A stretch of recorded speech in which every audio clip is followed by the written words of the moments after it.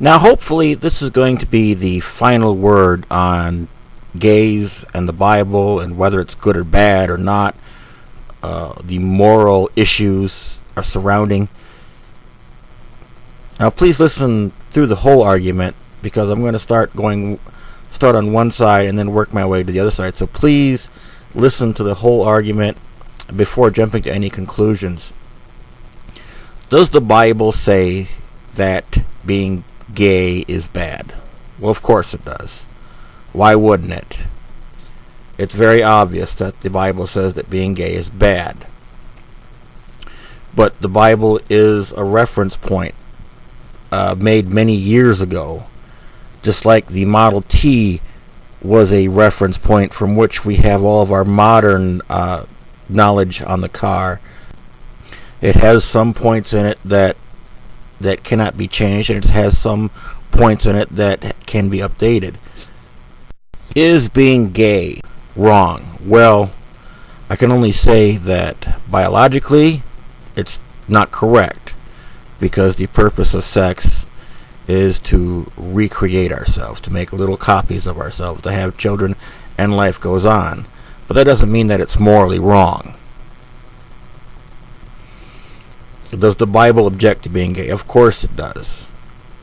But that's just like saying, telling a farmer who's planting seeds in his field that putting the seeds that instead of putting the seeds into the field, he's putting the seeds into the gas tank of his tractor.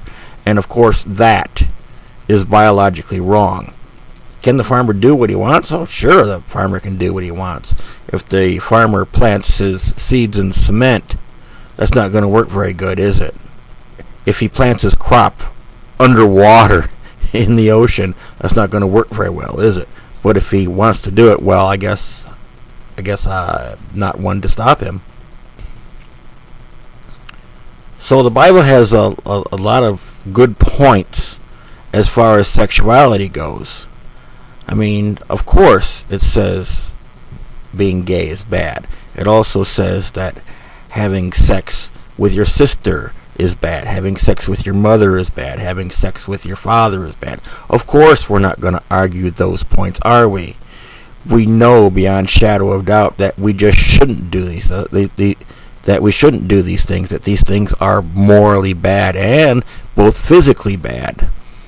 If you start having sex with your own family, your children are going to be mutants, aren't they? A lot of things can go wrong. But now we also have to look at a person's happiness, a person's well-being.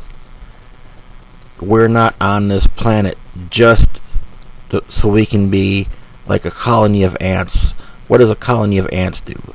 A colony of ants only serve two purposes: collect food, protect the queen, and that's about it. Does an ant have a social life? No, it doesn't. Do we have social lives? Yes. We are like 90% social as far as our habits go. Even when we go to work, we are social creatures. We communicate to the guy next to us. Hey, Joe, you see that game last night? How about them Pistons or Bears or whoever it is you root for? So, along the evolutionary scale, we've come a long way. We are more than the sum of our parts. And having said that, we are just more than just biological machines. We are here to explore, to have experiences, to try to lead happy lives. And so on that aspect of it, I cannot find anything wrong with being gay. And this is being said from a heterosexual person.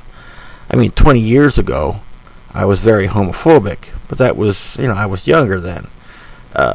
We're talking, 80s and mid to late 90s. There was a lot of stigma. There was a lot of negative stigma attached to being gay. We dogmatically believe that being gay could cause AIDS, and now we know different. So this is the age of understanding. It's the 21st century. Most of the churches are letting go of their stigmas. I know a guy at work, his particular church will welcome gays into their church, and they're not preachy. Another serious question we have to ask, can gays be spiritual? Well, of course they can. Anybody can be spiritual. And you don't have to go to church to be spiritual. This is the 21st century. We are beginning the age of understanding.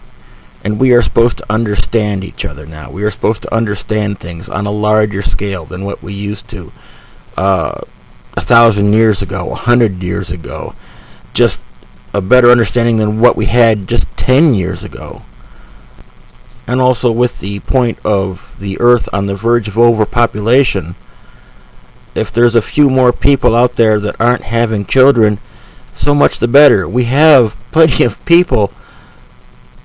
We are not going to run out of people at any given time, anytime soon, just because a couple of guys are having a relationship and not physically producing children.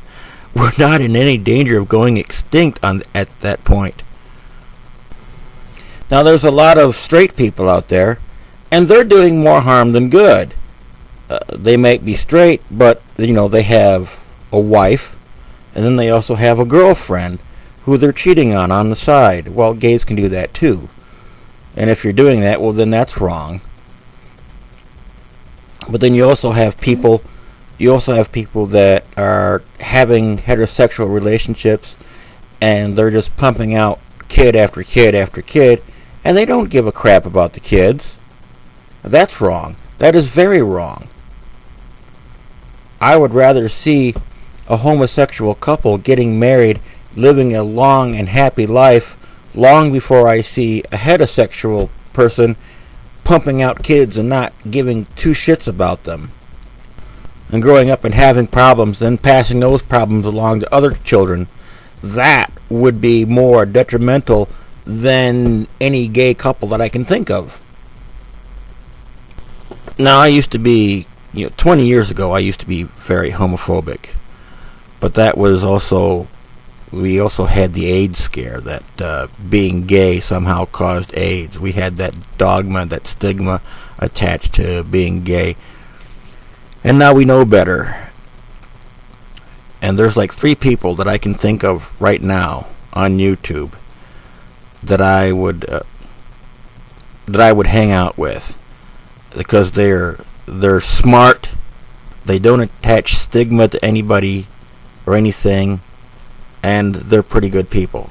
And those people are Justin Carr and Kazoom and Real Truths.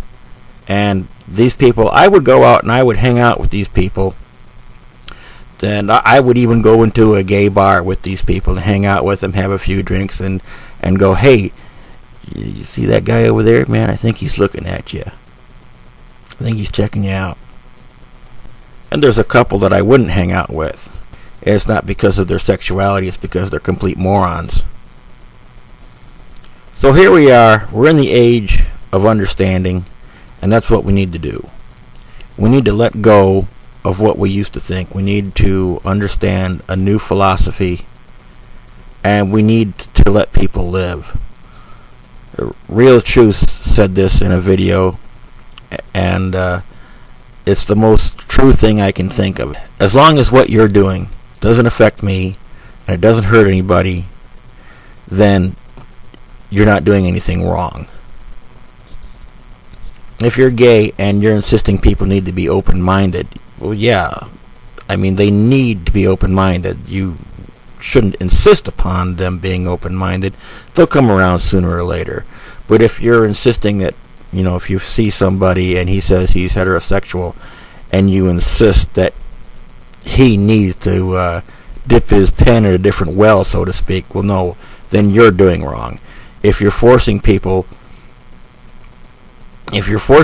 to do things that they don't want to do, then you're just as bad as other people.